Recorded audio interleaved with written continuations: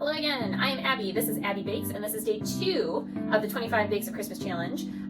So far, it's gone really well. We successfully made meringue and marshmallows yesterday and a little bit over into today.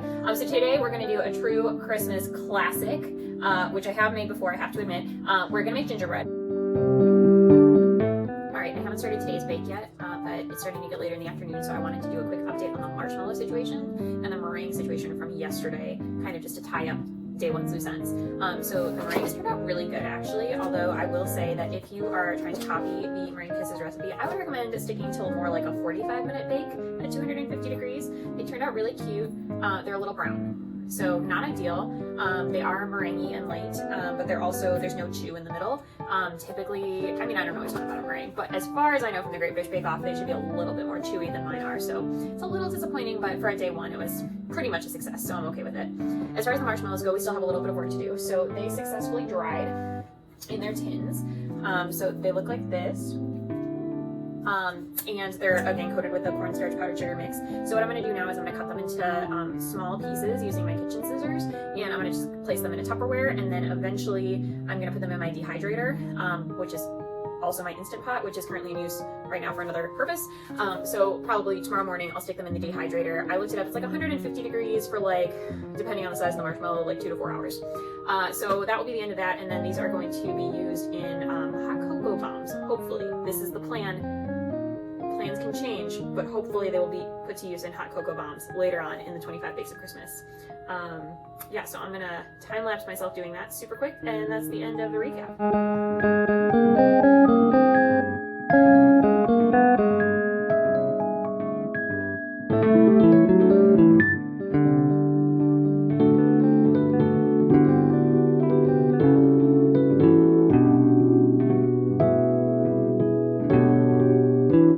So as you can see, after a ton of snipping, we are finally done. We have our individual marshmallows. Now the bottom tray of the two that were stacked on top of each other was a lot softer and a lot less dried out. So I'm really glad that I have to wait until tomorrow to put these in my dehydrator, because I want them to be nice and dry, so that they don't just goo everywhere when they heat up a little bit, because they will first expand and heat up, and then they will dry out and be like the kind of marshmallows that you put in hot chocolate, or that you get in those little hot chocolate packets.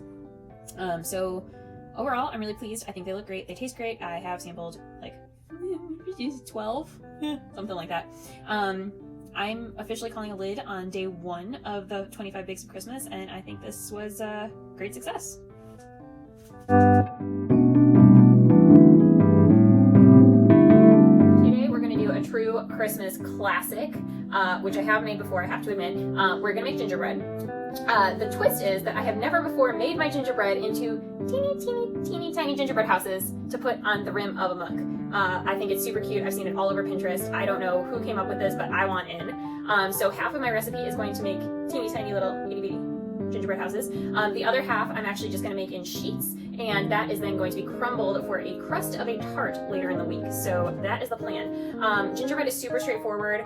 There's a zillion recipes on the internet. I've tried probably 5 or 6 over the course of the last couple of years, just because I'll pull up a different one every time I Google search it. But I found a recipe that I love. It's by far my favorite that I've ever tried. It's from Sally's Baking Edition, which I'll link in the comment section below. And the only alteration I've made to the entire recipe is that Sally doesn't call for any nutmeg whatsoever, and I love me some nutmeg, so I added in half a teaspoon of nutmeg with my other spices. So with all that said, I have with me today 10 tablespoons of butter. This is at room temperature. I am going to warm it up a little bit before I start whipping it. Then I have 2/3 cup of molasses, which is key to the whole gingerbread project. I have 3/4 cups of light brown sugar. You can use light or dark brown sugar, it does not matter. And this was packed into the cup really tightly, but it just, obviously one of the packs of 1/4 cup fell apart, and so now it doesn't look packed, but it was. I also have a whole host of spices. I have 1 tablespoon of cinnamon, 1 tablespoon of ginger, half a teaspoon of allspice, half a teaspoon of cloves, and half a teaspoon of nutmeg, as I said before, which is the only thing that Sally does not have in her recipe that I do have in mine. I have 1 egg. I wonder if this one's going to be twin. Guys, I kid you not, in that last dozen eggs, 4 twin eggs. 4.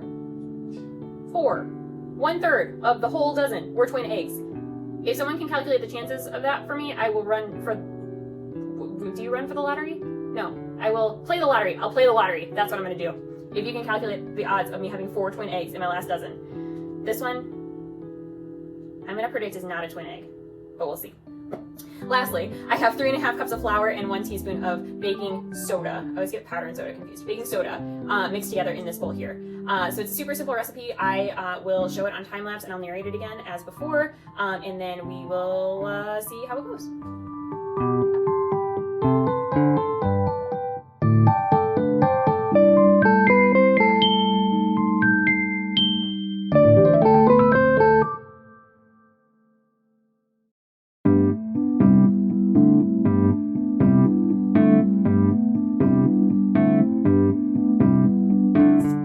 So I forgot to mention at the top that the last time I made this recipe with my mother, the dough was super duper dry, and we ended up having to add milk to it. There's a variety of ways that you can moisten dough that's too dry, but the way that we decided to go about it, and it turned out really wonderfully, is that we added milk a tablespoon at a time until it started being the consistency that we wanted it to be. So as you can see, like maybe you can't see, as I can see, this is like super crumbly. This would make like probably decent pastry dough, like it's coming together. So if I was baking a pastry, this is probably what I'd want. But to roll out and cut pieces and have them hold up and be robust, I really want it to be a little bit more doughy and sticky right now. And then it's going to be chilled in the freezer, which will help it to firm up and be more stiff. So anyways, I'm going to start adding milk a tablespoon at a time.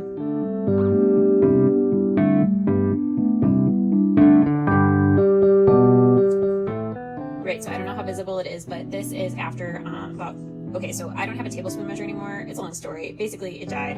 So this is after about 4 teaspoons, which is 1 tablespoon plus 1 teaspoon. And now it's just looking a lot more like I would like gingerbread dough to look. It's coming off the side, it's together, it's a little bit sticky, very malleable. I was not in the frame there. So it's very sticky, very malleable. It looks great, actually. It's very moldable, which is exactly what you want from gingerbread dough.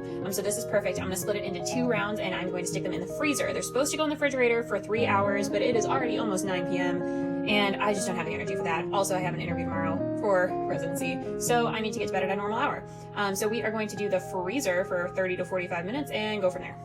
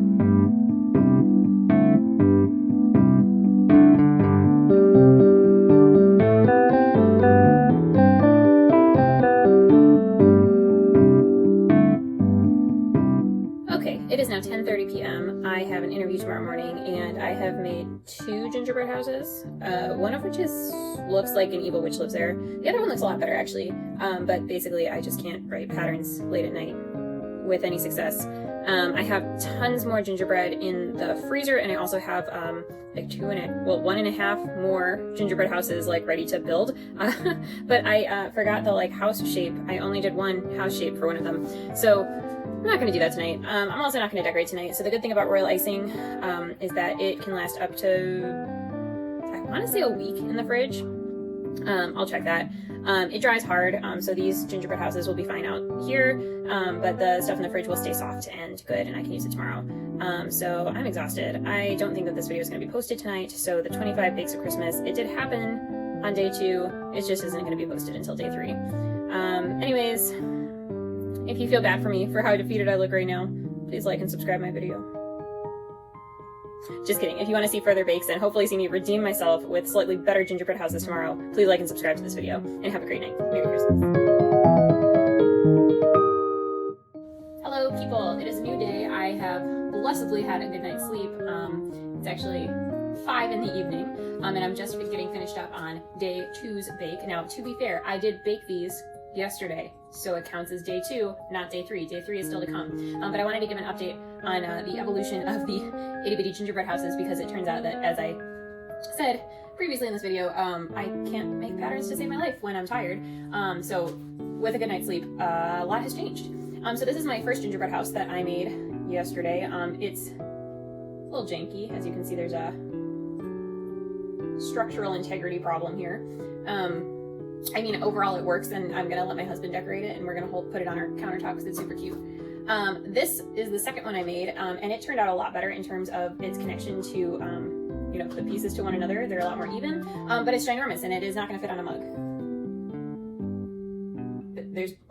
It's like it would take up the whole mug. So I turned it into a church by putting a little steeple on it, and this is going to be part of our decorations here at home, as opposed to part of the 25 bakes. So then from there, I was like, well, can I use the pieces that I've already baked to make a smaller gingerbread house that will fit on the mug, but still be cute? And so I arrived at my little gingerbread cottage, which, as you can see, the facade is the same size, but it's much shorter than my church. So this one actually would fit on the mug, were it not for the fact that the slit on this side is very, very skinny. So I kind of failed at that. Sorry. I have infiltration from my husband.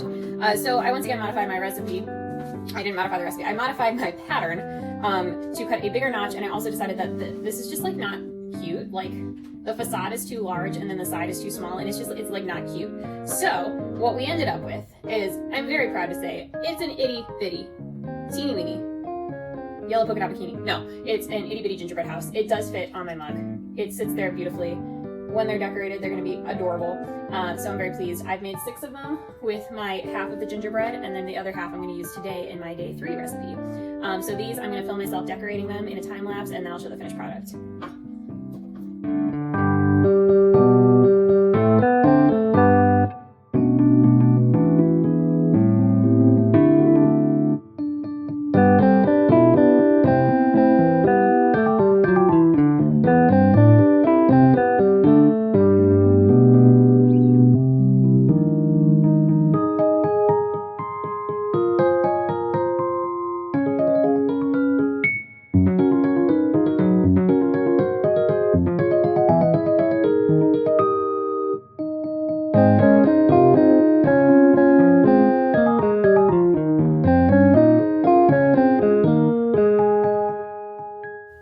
Okay, that's it. I'm calling a lid on day 2 of 25 Bakes of Christmas. Thanks so much for watching this video. If you liked what you saw, please like and subscribe and share with all of your friends. Merry Christmas!